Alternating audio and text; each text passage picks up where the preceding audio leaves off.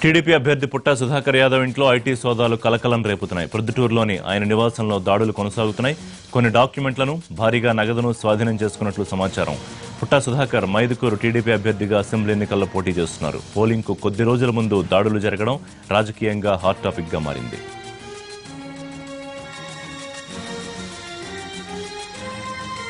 దాడులకు సంబంధించి మరిన్ని డీటెయిల్స్ మా ప్రతినిధి మధు అందిస్తారు. మధు, దాడులు ఎప్పటి నుంచి కొనసాగుతున్నాయి, ఇంకా జరుగుతున్నాయా, ఏం చెప్తున్నారు అధికారులు? ఋషి ఈరోజు మధ్యాహ్నం తర్వాత సుధాకర్ యాదవ్ లంచ్ కు ఇంటికి వచ్చాడని తెలుసుకున్న ఐటీ అధికారులు ఆయన ఇంట్లోకి వచ్చిన తర్వాత ఒక హాఫ్ అన్ అవర్ కి ఐటీ అధికారులు దాదాపు 10 మంది నుంచి 15 మంది అధికారులు వచ్చి ఆయన హౌస్ పైన రైడ్ చేయడం జరిగింది. అప్పటి నుంచి ఇప్పటి వరకు ఎవరిని బయటికి రాలేదు. మొత్తం ఇండ్లంతా సోదాలు చేస్తున్నారు. అది మొత్తం డబ్బుల పరంగా దొరికినాయా లేకపోతే పత్రాలు ఏమైనా దొరికినాయా అనేది ఇంకా ఐటీ అధికారులు పూర్తిగా వెళ్ళటం లేదు. కాకపోతే టీడీపీ వాళ్ళు మాత్రం ఆరోపిస్తున్నారు, ఈ ఒక ఎలక్షన్ వారం రోజులు ఉండగా ఇలా చేయడం పద్ధతి కాదు. కేంద్రం ప్రభుత్వం కేవలం రాష్ట్ర ప్రభుత్వం పైన కక్ష సాధిస్తూ మా పైన అభ్యర్థులపైన దాడి చేస్తున్నారు అని ఆరోపిస్తున్నారు. ఋషి,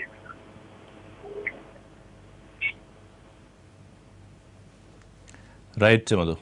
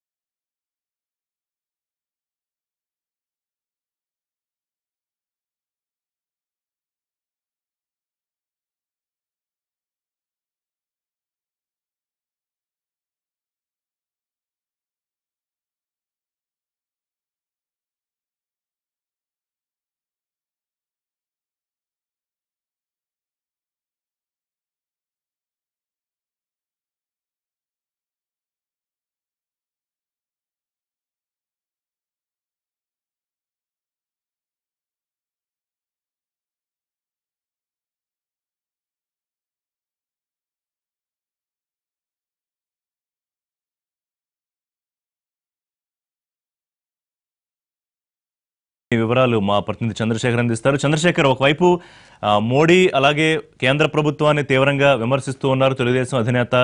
తమ ప్రత్యర్థుల మీద, ముఖ్యంగా తెలుగుదేశం నేతల మీద దాడులు చేస్తున్నారని. సో ఇవాళ మళ్ళీ పుట్టా సుధాకర్ యాదవ్ ఆస్తులకు, ఆయన ఇంటి మీద సంబంధించిన దాడులు ఎట్లా చూడాల్సిన అవసరం ఉంది?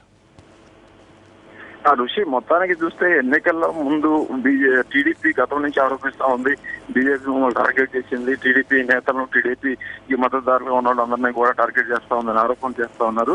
దానికి తగ్గట్టుగా అన్నట్టుగా ఇప్పుడు టీడీపీ అభ్యర్థులు ఎవరైతే ఉన్నారో వాళ్ళ మీద వరుసగా దాడులు జరుగుతున్నాయి. వీళ్ళందరికీ వ్యాపారాలు ఉండటం ఉన్నమాట వాస్తవం. అయితే ఆ వ్యాపారంలో ఎటువంటి లొసుగులు ఉన్నా, ఎటువంటి ఇబ్బందులు ఉన్నా కూడా ఇది సరైన టైం కాదు దాడులు చేయడానికి ఒక అభిప్రాయం వ్యక్తం అవుతుంది. ఇవి రాజకీయ ప్రేరేపితంగా జరుగుతున్నాయా లేకపోతే ఉద్దేశపూర్వకంగానే జరుగుతున్నాయా, అభ్యర్థుల్ని ఇబ్బంది పెట్టే విధంగా జరుగుతున్నాయా అనేది కూడా ఆలోచించాల్సిన పరిస్థితి ఏర్పడింది.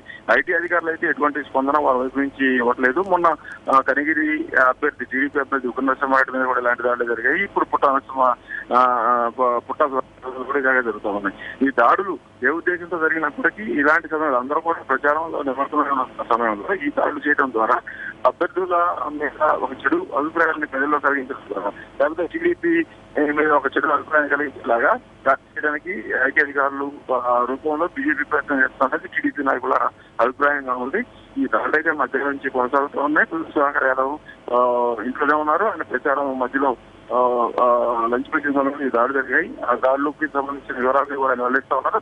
అయితే హైదరాబాద్ ఆయన నిర్మాణ ప్రధాన కార్యాలయం హైదరాబాద్ లో ఉంది.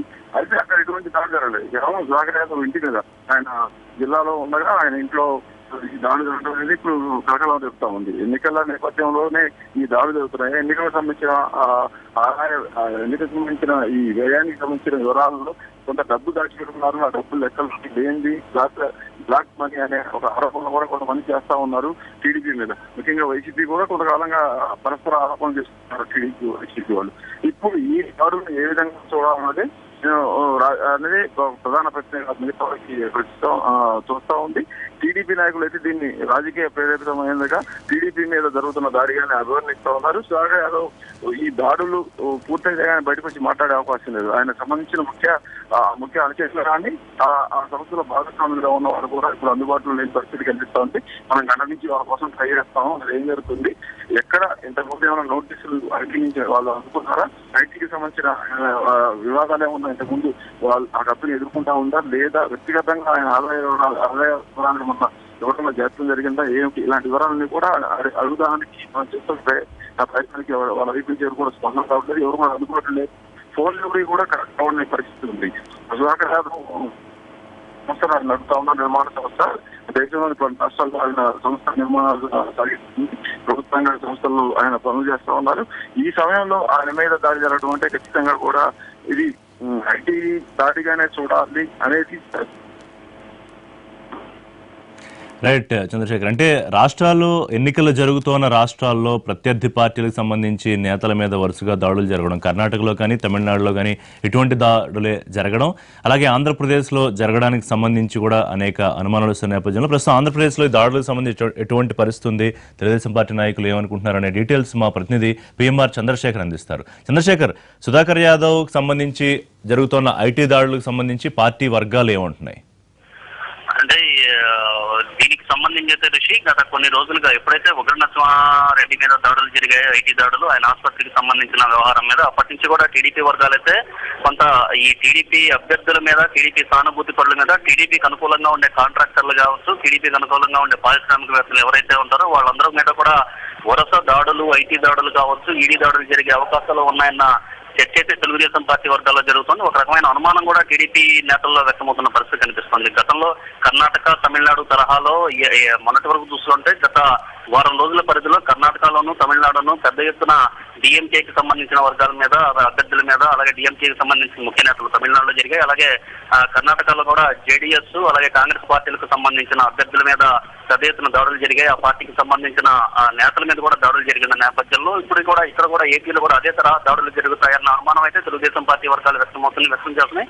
సో ఎన్నికల దగ్గర పడుతున్న కొద్ది అంటే 9వ తేదీలోగానే ఈ దాడులు జరిగే అవకాశం ఉన్నట్టుగా తెలుగుదేశం పార్టీ వర్గాల్లో కూడా చర్చ జరుగుతున్నట్లుగా మనకి పార్టీ వర్గాల నుంచి అందుతున్న సమాచారం మేరకు తెలుస్తుంది. ప్రధానంగా చూసుకుంటాం అంటే ప్రకాశం, నెల్లూరు, కృష్ణా, గుంటూరు జిల్లాలకు సంబంధించిన కొందరు నేతలపై ఈ తరహా ఐటీ దాడులు ఉండే అవకాశం ఉంది. అలాగే అభ్యర్థుల మీద, టీడీపీ సానుభూతి పరుల మీద ఐటీ దాడులు జరిగే అవకాశం ఉంది. పూర్తిగా ఇది కక్ష సాధింపు చర్యలేనన్న భావన అయితే తెలుగుదేశం పార్టీ వర్గాలు ఇప్పటికే వ్యక్తం చేస్తున్న నేపథ్యంలో సో వరుసగా టీడీపీని టార్గెట్ చేసుకుంటూ జరుగుతున్న ఈ దాడులకి కౌంటర్ ఎలా ఇవ్వాలి అన్న దాని మీద కూడా టీడీపీ సమాలోచనలు చేస్తున్నట్టుగా కనిపిస్తుంది. అయితే దీనికి సంబంధించి న్యాయపరమైన పోరాటం కూడా చేస్తే ఏ విధంగా ఉంటుంది, దీని ఒక ఇష్యూగా టేకప్ చేస్తే ఏ విధంగా ఉంటుందన్న దిశగా కూడా టీడీపీ నేతలు, అగ్రనేతలు ఆలోచిస్తున్నట్లుగా మనకు తెలుస్తోంది కృషి. అంటే పిఎంఆర్ తమిళనాడులో కానీ కర్ణాటకలో కానీ మీరు అన్నట్టు దాడులు జరగడం, అలాగే ఆ పార్టీల నాయకులు ధర్నాలు, నిరసనలు చేయడానికి సంబంధించి కూడా బీజేపీ రియాక్ట్ అయింది. అంటే ఈ వ్యాపారంలో లొసుగులు పెట్టుకుని పనులు ఎగ్గొట్టిన వాళ్ళందరూ మీ పార్టీలో పెట్టుకుని వాళ్ళకి అనుకూలంగా మళ్ళీ మీరు ఇలాంటి ప్రదర్శనలు చేస్తారని. రేపు ఒకవేళ తెలుగుదేశం, గతంలో కూడా మనం చూసాం కొంతమంది తెలుగుదేశం నాయకుల బేదం అస్తానరావు కానివ్వండి, ఇలా కొంతమంది దాడులు జరిగినప్పుడు కూడా వచ్చిన రియాక్షన్ చూసాం, అప్పుడు బీజేపీ కౌంటర్ చూసాం. సో మళ్ళీ ఇప్పుడు అటువంటి పరిస్థితికి ఏమన్నా తెలుగుదేశం ఆలోచన చేసే పరిస్థితి ఉంటుందంటారా? అట్లాంటి నిరసనలు వ్యక్తపరిచే అవకాశం ఏమన్నా ఉండొచ్చా?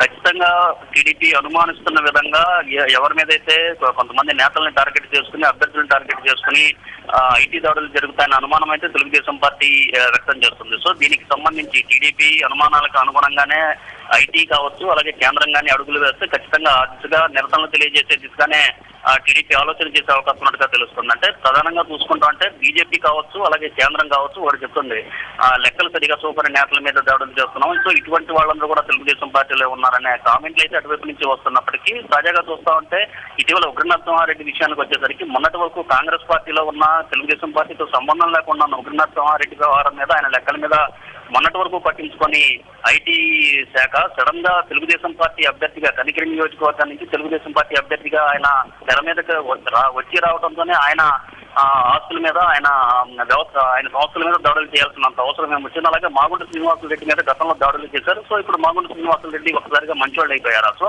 ఇటువంటి అంశాలను కూడా తెర మీదకి తీసుకొచ్చే ప్రయత్నం చేస్తుంది. సో ఏదైతే తెలుగుదేశం పార్టీ అనుమానిస్తుందో కృష్ణా, గుంటూరు, అలాగే ప్రకాశం, నెల్లూరు జిల్లాలకు సంబంధించిన ఇంకొంతమంది నేతల మీద కూడా, అలాగే విశాఖపట్నానికి సంబంధించిన కొందరు నేతల మీద కూడా దాడులు జరుగుతాయన్న ఆలోచన, అభ్యర్థుల మీద దాడులు జరుగుతున్నాయన్న అనుమానం ఏదైతే ఉందో ఇది కనుక కంటిన్యూ అయితే ఖచ్చితంగా నిరసన తెలియజేసే దిశగా ఆలోచన చేయడంతో పాటుగా జాతీయ స్థాయిలో ఇష్యూని ఫోకస్ చేయడం ఏ విధంగా చేయాలంటే కోర్టుకు వెళ్ళొచ్చా అనే దిశగా కూడా ఇప్పటికే కొంతమంది న్యాయ నిపుణులతో కూడా సంప్రదించిన నేపథ్యంలో సో దీన్ని ఏ విధంగా ట్యాకిల్ చేయాలన్న సమాలోచనలతో ఇప్పటికే ఓ స్థాయిలో టీడీపీ వర్గాల్లో జరుగుతున్న పరిస్థితి జరుగుతున్నట్లుగా మనకు తెలుస్తోంది రిషి.